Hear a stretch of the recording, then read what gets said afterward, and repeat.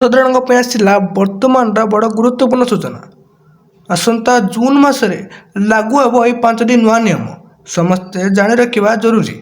ତା ପୂର୍ବରୁ ଭିଡ଼ିଓଟିକୁ ଲାଇକ୍ କରି ଚ୍ୟାନେଲକୁ ସବସ୍କ୍ରାଇବ୍ କରି ପାଖରେ ଥିବା ଘଣ୍ଟି ନଥିବା ଅଲ୍ ନୋଟିଫିକେସନ୍ରେ କ୍ଲିକ୍ କରନ୍ତୁ। ଆସନ୍ତା ମାସ ପ୍ରଥମରୁ ଅର୍ଥାତ୍ 1 ଜୁନ୍‌ରୁ ଲୋକଙ୍କ ସହିତ ଜଡ଼ିତ ହେବ 5ଟି ନୂଆ ନିୟମ। ଏହି ପରିବର୍ତ୍ତନଗୁଡ଼ିକର ପ୍ରଭାବ ସାଧାରଣ ଲୋକଙ୍କ ଉପରେ ଦୃଶ୍ୟମାନ ହେବ। ଏହା ବ୍ୟତୀତ ଏହା ପକେଟ୍ ଉପରେ ମଧ୍ୟ ପ୍ରଭାବ ପକାଇବ। ଏହି 5 ପରିବର୍ତ୍ତନ ଜୁନ୍ 1ରୁ ଘଟିବାକୁ ଯାଉଛି। ପ୍ରଥମ ପରିବର୍ତ୍ତନଟି ହେଉଛି ଏଲ୍‌ପିଜି ସିଲିଣ୍ଡରର ମୂଲ୍ୟ ପରିବର୍ତ୍ତନ ହେବ। ଜୁନ୍ 1ରୁ ଘରୋଇ ଏଲ୍‌ପିଜି ସିଲିଣ୍ଡର ମୂଲ୍ୟ ପରିବର୍ତ୍ତନ ଆସିବ। ବାସ୍ତବରେ ଦେଶର ପ୍ରତି ମାସର ପ୍ରଥମ ଦିନରେ ଏଲ୍‌ପିଜି ଗ୍ୟାସ୍ ସିଲିଣ୍ଡର ମୂଲ୍ୟ ବଦଳିଥାଏ। ଏହି ପରିବର୍ତ୍ତନ ମାର୍କେଟିଂ କମ୍ପାନୀଗୁଡ଼ିକ ଦ୍ୱାରା କରାଯାଇଛି ଏବଂ ଉଭୟ ଘରୋଇ ଏବଂ ବ୍ୟବସାୟିକ ସିଲିଣ୍ଡର ପାଇଁ ପ୍ରଯୁଜ୍ୟ। ଯଦି ଏହା ଆବଶ୍ୟକ ନୁହେଁ ଯେ ମୂଲ୍ୟରେ ପରିବର୍ତ୍ତନ ଅଛି, କିନ୍ତୁ ମୂଲ୍ୟ ସମ୍ବନ୍ଧିତ ଅଦ୍ୟତନଗୁଡ଼ିକ ନିଶ୍ଚିତ ଭାବରେ ଦିଆଯାଇଛି। ଦ୍ୱିତୀୟଟି ରହିଛି ଡ୍ରାଇଭିଂ ମାମଲାରେ ଜରିମାନା ବୃଦ୍ଧି ପାଇବ। ଗାଡ଼ି ଚଳାଇବା ସମୟରେ ଭୁଲ କରିବା ପାଇଁ ବିଭିନ୍ନ ପ୍ରକାର ଜରିମାନା କରାଯାଇଛି।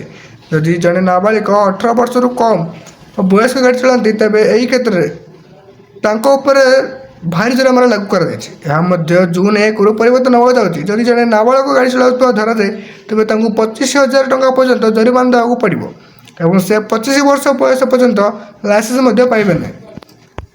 3 ନମ୍ବର ନିୟମଟି ରହିଛି ଘରୋଇ ଅନୁଷ୍ଠାନରେ ଡ୍ରାଇଭିଂ ପରୀକ୍ଷା ମଧ୍ୟ କରାଯିବ।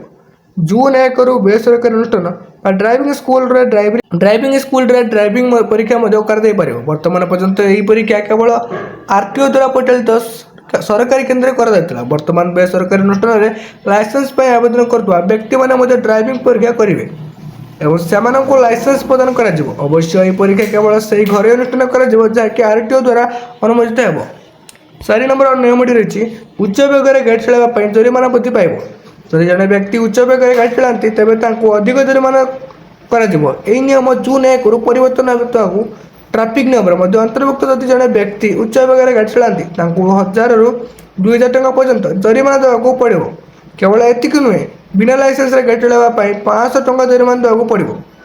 5 ନମ୍ବର ନିୟମଟି ରହିଛି, ଏଗୁଡ଼ିକ ମଧ୍ୟ ଜୁନ୍ ମାସରେ ଅପଡେଟ୍ ହେବ।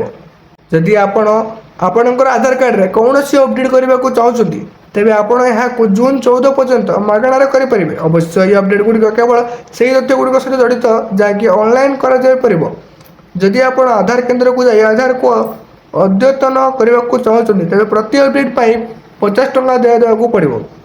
ଏହା ସହିତ ଜୁନ୍ ମାସର 10 ଦିନ ପାଇଁ ବ୍ୟାଙ୍କ ଛୁଟି ରହିବ। ଏଥିରେ 6ଟି ସାପ୍ତାହିକ ଛୁଟି ମଧ୍ୟ ଅନ୍ତର୍ଭୁକ୍ତ ରହିଛି।